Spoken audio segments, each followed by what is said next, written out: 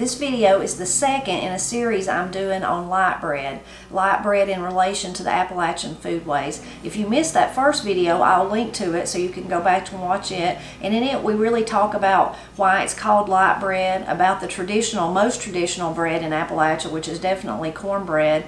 And of course, we talk about the fact that we know that it's not that healthy for you, but that it's kind of part of the foodways of Appalachia, and you can't really get around talking about it. If you go back and watch it, if you missed it, or even if you watched it and you want to go back and check it out again, be sure to read the comments. I have the best commenters on all of YouTube. You share such wonderful information. I learn a lot, but also such heartwarming stories about your life. So I'm going to share one of them with you just because it's that good. So it was from Elizabeth Landrum, and she says, "Have I got a light bread story for you? It's pretty funny. My family is a transplant Kentucky family in the Seattle area. Daddy was from Wheels, right, and Mama from Clever City. Sunbeam bread commercials were on our TV all the time. They would show how you could tear a piece right down the middle. My mama caught me one day with a whole loaf of Sunbeam bread torn right down the middle. Mama wrote the Seattle Sunbeam factory and told them that yes, your bread does tear right down in the middle as advertised, and how she found me with a whole loaf of bread torn down the middle, light bread. But did they know how hard it is to toast a half piece of bread in the toaster, or what a mess it is to make a sandwich out of halves? She sent the letter off and kind of forgot about it. About a week later, a Sunbeam bread truck pulled up in front of our house. The man gave my mama 2 loaves of bread and a package of sweet rolls because the whole office enjoyed her letter so much. I appreciate your channel. It's helping me to learn more and more about my ancestry. I have even planted a garden." So that's just a wonderful comment with a wonderful story from Elizabeth. I can just see her as a little kid, you know, a little kid tearing the bread down in half because that's what they had seen on the commercial. So today's video, what I'm going to show you is the simplest of all, well, I guess the second simplest. The simplest way to eat a piece of light bread would just be to eat it right out of the pack. Out of the bread bag. But this is these two that I'm going to share today, which are so simple. I know you've already done it. It's not that I'm teaching you anything, but just to share about the memories that I have about it. These are two of the ways that I use light bread that really speak to my upbringing, make me feel at home. One of those comfort foods, I guess you could say it is. Couldn't be simpler. So we use light bread in a variety of ways, but this little video is going to be about how we use it as toast. So of course, just toast it in a toaster and maybe smear a piece of toast with jelly and butter. Paul loved jelly and butter when we were little. He'd take his jelly and then put some butter in it and mix it up really, really good, and then slather it on that piece of bread. So we enjoy that. Matt loves to toast a piece of bread and put peanut butter on it, and then he'll put honey on top of the peanut butter. He really loves that. We like to eat toast. We like to toast our light bread, and if I'm making gravy, we just put the gravy. If I've not made biscuits, we'll just put the gravy right on the toast. Maybe I'm in a hurry and I don't have time to actually make biscuits that day. Also, a lot of people love to eat toast with either chipped beef gravy over it. I've heard a lot of you in those comments told me you make a tuna gravy and you put over it. I've never had that. That sounds interesting. So lots of different ways to use it like that. But the two ways that I love to toast, other than, like, of course, you know, a lot of people would toast the pieces of light bread for a sandwich. I want my egg sandwiches. I always want my bread toasted. Matt would prefer his not toasted. That's just personal preference. But the two ways that I most like it today that I'm going to show you is so simple. It's cheese toast, where you just literally, that's how easy it is, take a piece of light bread and lay your cheese on top of it and toast it. I love that. I love cheese toast. And the girls loved it when they were growing up. Often they'd eat cheese toast, and I could get them to eat yogurt when they were real little. It was like a favorite meal of theirs, and fruit, yogurt, and cheese toast. They loved it. They loved that combination of it together. The other one that I grew up eating, and I'm sure it was Granny that taught me how eventually to make it myself, and which is also very easy, is cinnamon toast. So I would just take some butter and put it on my little piece of bread.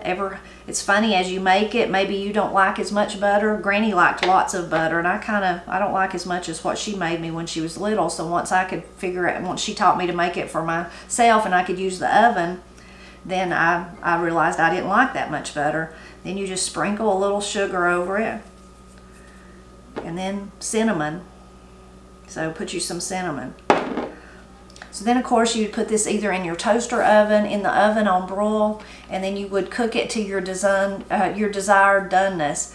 I like my cheese toast when the cheese begins to turn brown and kind of puff up. That's how I really like it.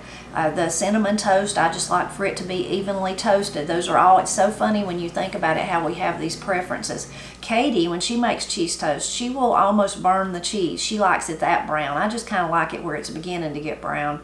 But these are comfort foods to me, because when I was growing up, if I was sick, if I was feeling under the weather, one of the things Granny always made for me was cinnamon toast. So she would make me cinnamon toast or French toast, but most of the time cinnamon toast, and she would make a glass of chocolate milk with it. I normally didn't drink chocolate milk, but that was kind of her go-to thing, that when you were sick and you wasn't feeling real good, but you needed something to perk you up, you was looking peaked, you was feeling puny, that was Granny. What she suggested was a glass of chocolate milk and some 3 pieces, I don't know why 3 pieces of cinnamon toast. When Corey and Katie were younger, and they don't really eat these, Katie eats cheese toast, but they don't really eat these, the cinnamon toast anymore like they would have when they were young. But they didn't really like the cinnamon part, so I just made them sugar toast, so it was just butter with sugar. A lot of people in the comments the other night about the light bread commented that sometimes they would just smear the bread with Crisco or lard because they didn't have butter maybe, and sprinkle it with salt and pepper, something that simple. So those are all just the tons of variations out there on how people prefer to eat their light bread. But I'm going to toast these up, and then I'm going to show you one other thing that I like to do with them.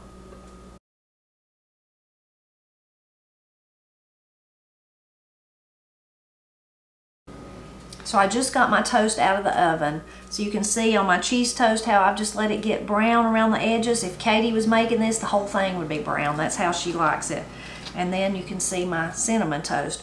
While this was baking, I thought of another way the girls used to love to eat light bread. They don't anymore, but when they were younger, is to make pizza toast. So pizza toast would just be you take your bread and smear some pizza sauce or even spaghetti sauce on it, put you some mozzarella cheese and maybe a pepperoni or 2, and then toast that. And it's kind of a faux pizza, I guess. So that was another way that they really enjoyed eating it. So when I was little, I like to tear mine apart in pieces. Again, another thing that's just personal preference. I hadn't had cinnamon toast in a while. Good. But I would tear it into pieces. But I would save one piece like this. 1/2. Kind of like the sunbeam tearing down the half. And I don't know why or when I started doing this, but I do. I still do it if I eat cinnamon toast, and I do want it when I'm not feeling well. That's what I want, is cinnamon toast or cheese toast or a combination. So when I get down to my last pieces, I save the piece of each like this, and then I sandwich them together, and then I eat them like that. I have no clue why or when I actually started doing that or what made me ever even think about it, but that's the way I like it.